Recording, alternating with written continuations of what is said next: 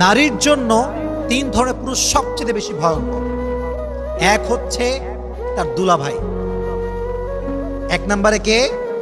দুলাভাই। কিছু কিছু বিষয় ভাই কি জানেন, উপরে পরিষ্কার ভেতরে কালো। কিছু কিছু মানুষ দেখবেন উপরে ফিটফাট ভেতরে সদরঘাট। তো দুলাভাই এবং শালীর সম্পর্ক খুবই কমন একটা রিলেশন। দুলাভাই বেড়াইতে আসে, কি খবর শালী, ভালো আছো? শালীও মাশাআল্লাহ, দুলাভাই ভুলেই গিয়েছেন, কলই করেন না। তো এই যে রিলেশনশিপটা দেখবেন খুবই পারমিসিবল। আব্বাও কিছু বলে না, মাও কিছু বলে না, আরে দুলাভাই তো বলুক কথা, সমস্যা কি? কিন্তু এই কথা বলার মাঝ দিয়েই জেনা হয়ে যায়, অন্যায় হয়ে যায়, ব্যভিচার হয়ে যায়, ঠিক না বলেন? এক নাম্বার পুরুষ হচ্ছে দুলাভাই। এক নাম্বার কি? দুলাভাই। বোনেরা আমার, আপনার দুলাভাই আপনার জাহান্নামে যাওয়ার কারণ হবে। এজন্য দুলাভাই এবং শালীর যে মিষ্টি মিষ্টি সম্পর্ক, ফোনে ফোনে আলাপ, এটা কি হালাল না হারাম? এক নাম্বার পুরুষ, মারাত্মক ডেঞ্জারাস পুরুষ এইটা। দুই নাম্বার পুরুষ হচ্ছে আপনার দেবর। দুই নাম্বার পুরুষের নাম কি? আপনারা কথা বলেন, দুই নাম্বার পুরুষের নাম কি? দেবর। বেশিরভাগ নারী জাহান্নামে যাবে দেবরের কারণে। হাদিস নবীজি বলেছেন, হামু কাল মউত, মেয়ের জন্য তার দেবর হচ্ছে মৃত্যুর মতো। মাঝে মাঝে দেখবেন যখন বিয়ে করে ভাই, নিয়ে আসছে বাসাতে বউ, কিন্তু বউ যখন অবাধে চলাফেরা করছে, একজন মেয়ে যখন বাসার ভেতরে থাকে, খুবই স্বাভাবিক তার ড্রেস একটু উল্টাপাল্টা হবে, তার ওড়না সরবে, সে যখন রান্না করবে তার ড্রেসে উল্টাপাল্টা হতে পারে। It could be happen, it's very natural. কিন্তু যখন দেবর সাহেব ডানে আছে, বামে আছে, ঘুরছে অবাধে, তখন দেবরের চোখটা নষ্ট হয়, দেবরের অ্যাট্রাকশন কাজ করে। আর ভাবিও একটা পর্যায়ে গিয়ে চলতে চলতে দেবরের সঙ্গে ফ্রি হয়ে যায়। আর মাশাআল্লাহ, যদি স্বামী বিদেশ থাকে তো তার কোনো কথাই নেই, দ্য ম্যাটার ইজ খালাস, পুরোটাই খালাস। এই জন্য প্রিয় ভাইয়েরা, আমি বলতে চাই সবাইকে একটা কথা, মেয়েদের জন্য দেবর হচ্ছে মৃত্যুর মতো। এজন্য বেঁচে থাকা অবস্থায় কোনোভাবেই দেবরের সাথে কোনো মেয়ে হারাম রিলেশন করতে পারবে না। সমস্ত মেয়েকে জাহান্নামের আগুন থেকে বাঁচার তৌফিক দান করুক, পড়া আমিন।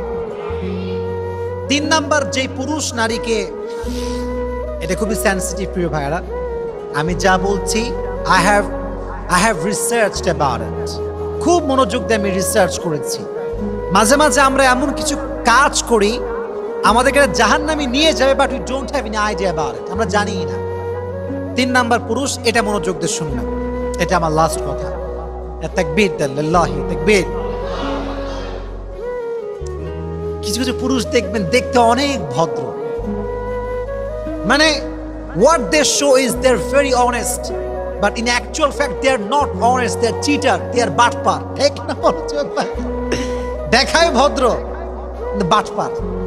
মেয়েদের সঙ্গে মিষ্টি মিষ্টি কথা বলে, ছলনাময়ী কথা বলে, মেয়ে তো মাসায় পড়ে যায়, এই কত সুন্দর যুবক রে, এরকম যুবক তো পাওয়াই যাবে না। কিন্তু এই একটা যুবক, এরেও পটাইছে আর 10টার গার্লফ্রেন্ড আছে, যুবক আছে না নাই?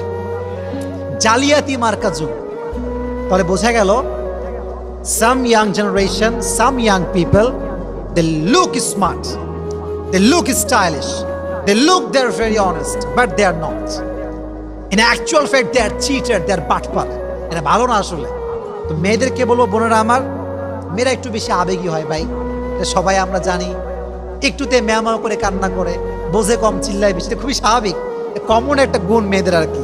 তো মেয়েদেরকে বলো, বোনেরা আমার, কোন যুবককে বাহ্যিক চেহারা দেখলে কিন্তু হবে না, তার চরিত্র কেমন, তার ক্যারেক্টার কেমন, এটা জাস্টিফাই করার দরকারটা আছে না নাই?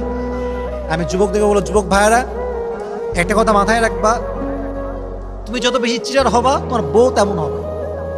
তুমি একটার সঙ্গে বাটপারি করবা, তোমার বউ 10টার সঙ্গে তোমার সঙ্গে বাটপারি করে আসবা। এই জন্য যুবক ভাইয়েরা, কারোর সঙ্গে কোনো বাটপারি করা যাবে। হাদিসে এসেছে, এদিকে তাকান, বিশ্বাসঘাতক যে হয় সে জীবনে কোথাও সুখ খুঁজে পায় না, কখনো সুখ খুঁজে পায় না। আপনি কারো বিশ্বাস নিয়ে খেলবেন না, কারো বিশ্বাসে আঘাত করবেন না। আজকে আপনি মানুষের বিশ্বাসে আঘাত করবেন, কালকে মানুষ আপনার বিশ্বাসে আঘাত করবে।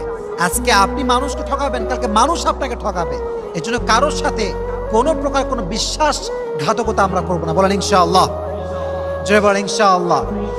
তাহলে আমরা যা শো করব বাহিরে, ভেতরেও আমরা তাই হব। বাহিরেও ভালো, ভেতরেও ভালো। মুনাফিক হচ্ছে সে ইউজহিরু খিলাফা মা ইউবতিন, যা বাহিরে দেখায় একরকম, ভেতরে আর এক রকম, তার নাম হচ্ছে মুনাফিক। আমরা আজ থেকে কারোর সঙ্গে কোনো প্রকার কোনো মুনাফিক করবো না। বলেন ইনশাআল্লাহ। কারোর সঙ্গে কোনো বাটপারি করবো না। বলেন ইনশাআল্লাহ, মাশাআল্লাহ। আল্লাহ আমাদের সবাইকে চিটারি বাটপারি করার থেকে হেফাজত করুক। সকলেই মন খুলে পড়া আমিন। আরেকটা কথা বলি, কিছু কিছু মেয়ে দেখবেন কোনো ছেলেকে পছন্দ করলে এত বেশি আবেগী হয়ে যায়, আব্বা আম্মাকে মাইনাস করে ফেলে, মাইনাস করে ওই ছেলের সঙ্গে পালিয়ে গিয়ে বিয়ে করে। ঠিক কিনা বলেন যুবক ভাইরা? পালিয়ে গিয়ে বিয়ে করে। মনে রাখবেন, যারা আব্বা আম্মার সঙ্গে গাদ্দারি করে তারা কি জান্নাতে যাবে না জাহান্নামে যাবে? রিদাউর রব্বি ফি রিদাইল ওয়ালিদাইন ওয়া সাখতুর রব্বি ফি সাখতিল ওয়ালিদাইন। আল্লাহ বলছে, তুমি জান্নাতে প্রবেশ করতে চাও, জান্নাতে তুমি তোমার আব্বা আম্মাকে সুখী করে দাও, আমি আল্লাহ তোমাকে জান্নাত যাওয়ার টিকিট দান করে দেবো। সুবহানাল্লাহ পড়েন। এজন্য কোনো স্টাইলিশ পুরুষের পাল্লায় পড়ে মেয়েরা যারা আবেগী না হয়ে যায়, আল্লাহ আমাদের বোনদেরকে বোঝার তৌফিক দান করুন। সকলেই পড়ে আমিন। তাহলে বোঝা গেল নারীকে 3 ধরনের পুরুষ জাহান্নামে নিয়ে যাবে। 1 নম্বরে, এই তো মাশাআল্লাহ, 1 নম্বরে, 2 নম্বরে, 3 নম্বরে ওই যুবক যে দেখতে ভালো, ভেতরে উপরে ফিটফাট, ভেতরে আল্লাহ আমাদের বোনদেরকে বোঝার তৌফিক দান করুন। সকলেই পড়া আমিন।